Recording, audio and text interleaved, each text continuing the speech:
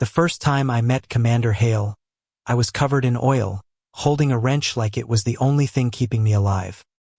He looked at me the way one might look at an uninvited guest at their own funeral, calm, cold, and slightly amused. And damn it, that was the exact moment my heart betrayed me. Space doesn't give you choices. Up here, 240 miles above Earth, it's all about survival, oxygen, gravity, and silence. But when Hale stepped into my world, suddenly survival wasn't enough. Suddenly, I wanted to live. I had just been assigned to the Orion 7, America's pride, the largest privately funded space station orbiting Earth. My job? Keep the machines breathing, the engines humming, the wires from frying everyone alive. It wasn't glamorous. Hell, half the time I smelled like burned copper and recycled air. But it was mine. Then came Hale.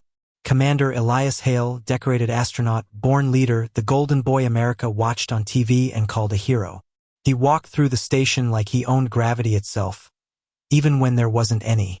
His voice was clipped, sharp, commanding. Everyone respected him. No one dared to cross him, except me, because no matter how much I wanted to stay invisible, I couldn't shut up when I saw him misalign a docking sequence on his second day. I muttered something under my breath, and his eyes snapped to mine like heat-seeking missiles. "What did you say, mechanic?" His voice was a low growl. I should have kept quiet, but I didn't. I said, "If you dock at that angle, you'll shear the stabilizer clean off." The silence in the room could have killed me. Hale's crew stared at me like I just signed my death warrant. But instead of tearing me apart, Hale simply stepped closer, his expression unreadable. "Show me," he said. That was the start of it.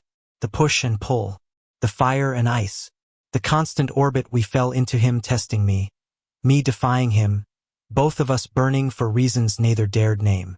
Nights on Orion 7 stretched longer than any day on Earth.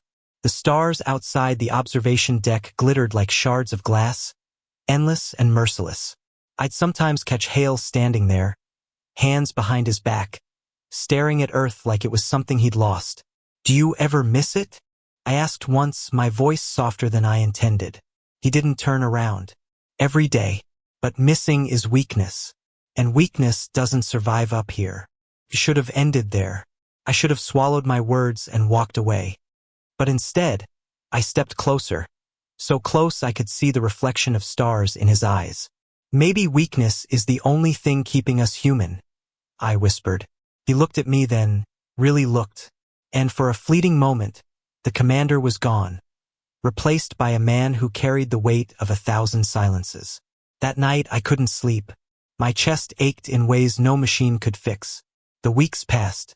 Every shared glance turned heavier. Every brush of his shoulder against mine lingered too long.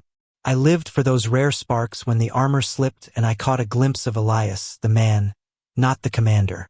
The man who laughed quietly at my sarcastic jokes when no one else dared. The man who always showed up near the mechanic bay, even when he didn't need to. But space doesn't forgive. And neither did the rules. Fraternization was forbidden. Love was dangerous. And we were on the edge of both. The breaking point came one night when a meteor storm rattled Orion 7 like a toy in the hands of a cruel child. I was strapped in the maintenance bay, working furiously to keep the oxygen systems from failing. Sparks lit the room like fireworks. The alarms screamed. And then Hale's voice cut through it all. "Stay with me, mechanic." I almost laughed. "If I die, who's gonna fix your damn ship?" When the storm finally passed, I was shaking, sweat soaking my shirt, my lungs burning from smoke. Hale was there, pulling me up, his grip iron tight, his eyes burning with something far more dangerous than duty. "You're reckless," he hissed, his forehead nearly touching mine. "You're welcome," I shot back. And the knit happened. His lips crashed onto mine with the same violence as the storm that had nearly killed us. Fierce, desperate, breaking every rule written in the stars. It wasn't gentle. It wasn't careful. It was survival. It was fire. It was Elias Hale, the man I'd sworn to hate, becoming the only reason I wanted to breathe. When he finally pulled away, his voice was ragged. "This never happened. But we both knew that was a lie. Because from that moment on, nothing about Orion 7 felt the same. The air was charged, the walls too close, the silence too loud. Every stolen glance was a secret carved into the metal bones of the station. Every touch was a crime we couldn't stop committing. And yet, beneath it all, I felt the gravity of truth pulling us closer, no matter how hard he tried to resist. He tried to bury it. He tried to bury me. Elias Hale, the unshakable commander, pulled back behind steel walls of authority as if that kiss had been an accident, a glitch in his perfect record. But I wasn't a machine he could switch off. Every day, my heart screamed louder, and every night, my dreams betrayed me with the memory of his lips. It got worse when the crisis hit. A coolant leak, hidden deep in the belly of Orion 7, threatened to shut down life support for the entire crew. It was the kind of malfunction that kept mechanics like me awake at night, and the kind that commanders like Hale would risk everything to solve. "You're not going in there," he ordered, voice hard as titanium. I crossed my arms.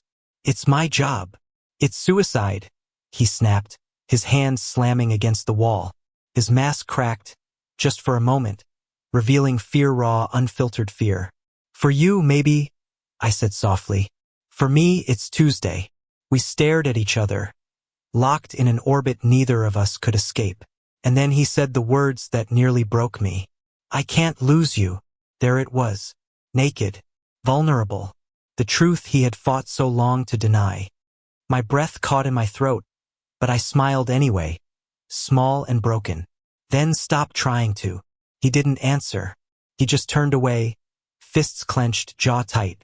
And I knew he would never choose himself. Never choose us.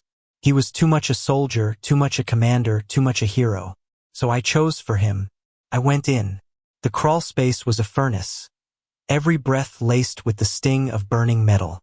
My hands shook as I worked, twisting valves, patching leaks, praying the seals would hold. Oxygen was slipping away second by second. Sweat blurred my vision, but I kept going.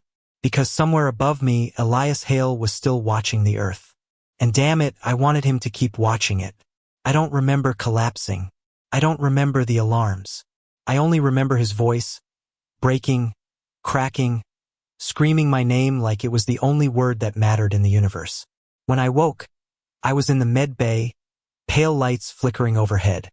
My chest ached, my lungs burned, and my throat felt like sandpaper.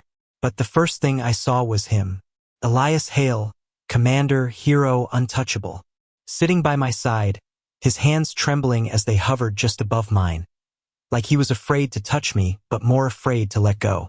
"You're an idiot," he whispered. His eyes were red, his voice hoarse. "You could have died." I smiled weakly. But I didn't. For once, he didn't argue. For once, the commander gave way to the man. His hand finally closed over mine, warm and real, anchoring me to life. And then, just like in that storm, he kissed me, softer this time, slower, as if he'd finally accepted that no rule, no regulation, no orbit could keep us apart. When he pulled back, he pressed his forehead to mine. "I don't know how to do this," he admitted. "Neither do I," I whispered back. "But maybe we don't have to figure it out all at once. Maybe it's enough that we're both still here." For the first time since I'd met him, Elias Hale laughed. Not the commander's laugh, but a real one, rough, unpolished, alive. And in that sound, I found the gravity I'd been searching for. Days turned into weeks. The leak was sealed, the crew survived, and the station spun on as if nothing had changed. But for us, everything had. We lived in the spaces between orders and silence, in stolen moments when the world outside the observation deck stretched forever. I'd catch him looking at me, not like a commander to a mechanic, but like a man to the only thing tethering him to the stars. And I'd look back, silently promising him I'd never let go. Our love was fragile, forbidden, reckless. But up here, in the void where nothing was certain, it was also the most human thing we had. One night, as we floated together near the window, Earth glowing like a jewel beneath us, he finally said the words I never thought I'd hear. "I loved you from the first time you spoke up."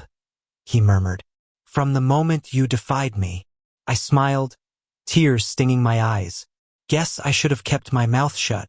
He pulled me closer, his lips brushing mine again, soft and certain this time. Never, he whispered, and as the stars burned silently around us, I realized something I had always known. Space was vast. Life was fragile. Love was forbidden.